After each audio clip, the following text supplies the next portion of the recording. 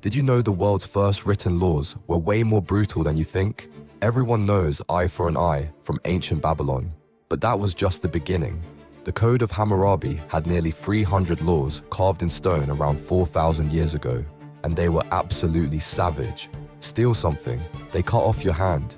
Cheat on your husband, you got thrown in the river to drown. Build a house that collapses and kills someone, you were executed on the spot. But here's the twisted part. Your punishment depended on your social class. If a rich person hurt a poor person, they just paid a fine. But if a poor person hurt someone wealthy, they faced the death penalty or lost a body part. Even doctors weren't safe. If a surgeon's patient died during surgery, they chopped off the doctor's hands. Imagine trying to find medical care under those rules. Justice wasn't blind in ancient Babylon. It had 20/20 vision when it came to checking your bank account first. These weren't just laws. They were a brutal reminder that equality was never part of the plan.